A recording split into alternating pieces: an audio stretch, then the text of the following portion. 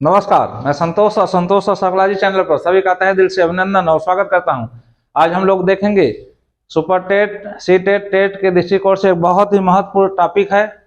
एक है अधिगम अक्षमता, लर्निंग डिसेबिलिटी। जब बच्चा क्या करता है, सीखने में अक्षम हो जाता है, अक्षमता दिखाता है या लर्निंग में अक्षमता दिखाता है, तो उसी को हम क्या कहते हैं, अधिगम अक्षमता। बच्चों द्वारा सीखने, सुनने, पढ़ने, लिखने, तर्क शक्ति या गणितीय कौशल को प्रयोग करने में अक्षमता को अधिगम अक्षमता कहते हैं। एक प्रश्न देखिए यहीं से आ जाता है कि अधिगम अक्षमता किसे कहते हैं। सीखने, सुनने, पढ़ने, लिखने, तर्क शक्ति, गणितीय कौशल के प्रयोग करने में जब अक्षमता दिखाई देती है तो उसी कहते हैं अधिगम अक्षमता।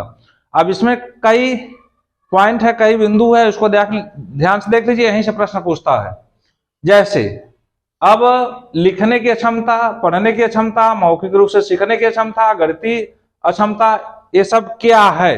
ठीक है, अब देखते हैं। लिखने की अक्षमता, जैसे 6 को 9 लिखता है तो इसको कहते हैं डिस्ग्राफिया या अग्रेफिया। डिस्ग्राफिया, अग्रेफिया, इसको कहते हैं लिखने की अक्षमता।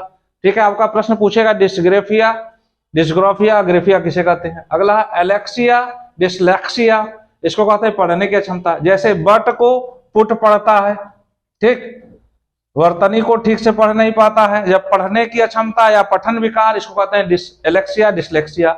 अब पढ़ने लिखने की कभी कभी एक साथ अक्षमता पूछ लेता है तो इस कंडीशन में भी एलेक्सिया, डिसलेक्सिया होगा। अगला है एफेजिया, डिस्फेजिया, मौखिक रूप से सीखने की अक्षमता। ठीक है, बोल कर कुछ उसे सिखा रहे हैं लेकिन वह क्या करता है, सीख नहीं पा रहा है, वह शब्द ठीक से बोल नहीं पा रहा है, तो उसको कहते हैं मौखिक रूप से अक्षमता।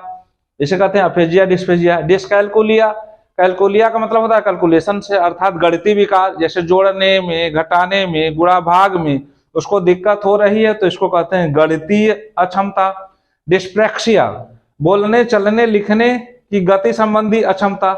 जब उसकी गति, बहुत से बच्चों को देखे होंगे कि बहुत स्लो गति से लिखते हैं।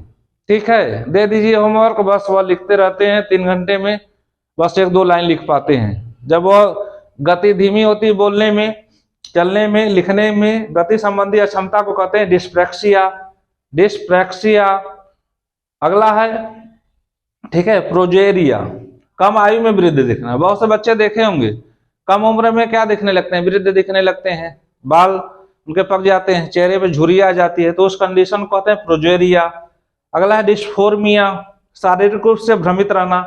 ठीक है, बच्चों में, बहुत से बच्चों में क्या होता है, और भ्रमित रहते हैं कि उनके हाथ बहुत लंबे हैं, पैर बहुत लंबे हैं, शारीरिक ढांचा बहुत लंबा है, ठीक है, बहुत लंबे चौड़े हैं, जबकि ऐसा नहीं होता है, वो शारीरिक रूप से भ्रमित रहते हैं, इसको कहते हैं डिस्फोर्मिया। अगला है डिस्थीमिया, मानसिक तनाव में रहना, भविष्य को लेकर टेंशन में हमेशा रहते हैं। ठीक है, कुछ ज्यादा ही सोचते रहते हैं, जबकि ऐसा कुछ होता नहीं कि उनको तनाव रहता, लेकिन वो सोचते रहते हैं। उस कंडीशन को, इस मानसिक तनाव की स्थिति को कहते हैं, क्या कहते हैं, डिस्थीमिया, इसको याद रखिएगा। अगला है जब ध्यान संबंधी विकार होता है, उनका ध्यान एकाग्र नहीं हो पाता है, किसी विषय पर, किसी बिंदु पर नहीं लगता है, तो उसको कहते हैं ADHD, attention deficit hyper activity disorder. ADHD, ध्यान संबंधी विकार हो गया ये। अगला है एक्रोफोबिया, जब बहुत ऊंचे पर चले जाते हैं या पहाड़ पे चले जाते हैं या पेड़ पे ऊंचाई पे चढ़ जाते हैं तो वहां पर डर लगता है, उनको ऊंचाई से डर लगता है, तो इसको कहते हैं एक्रोफोबिया। ओटिज्म, ओटिज्म मतलब होता है सामाजिकता का अभाव, अर्थात वह बच्चे क्या होते हैं, अंतर्मुखी होते हैं, अपने में ही रहते हैं। ठीक है, 4 लोग बैठे, वहां बैठा दीजिए तो वहां से भागना चाहते हैं, तो उसको कहते हैं ओटिज्म, अर्थात सामाजिकता का अभाव, अर्थात अंतर्मुखी होना। अगला है मिथोमेनिया, मिथोमेनिया अर्थात झूठ बोलने की आदत।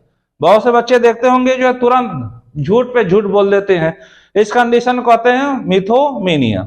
अगला है बुलिमिया, बहुत से बच्चों को देखे होंगे, बुलिमिया क्या होता है, बहुत से बच्चे को देखे होंगे कि खूब खाते जाते हैं लेकिन उनको शारीरिक क्षमता का पता नहीं होता है कि कितना खाना चाहिए, तो इस कंडीशन को कहते हैं बुलिमिया।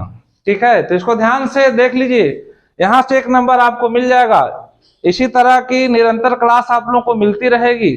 ठीक है, एक एक चीज व्यवस्थित तरीके से आप लोगों को पढ़ा दिया जाएगा, टेट हो चाहे सुपर टेट हो, चाहे जो है सीटेट हो, सीडीपी का पूरा पोर्शन जो व्यवस्थित तरीके से पढ़ा दिया जाएगा। अगर ध्यान से पढ़ लेते हैं तो आप 30 नंबर का आता है तो 30 में 30 करेंगे, बहुत आसानी तरीके से करेंगे। ठीक है, फिर अगले क्लास में अगले टॉपिक के साथ मिलते हैं। Thank you so much.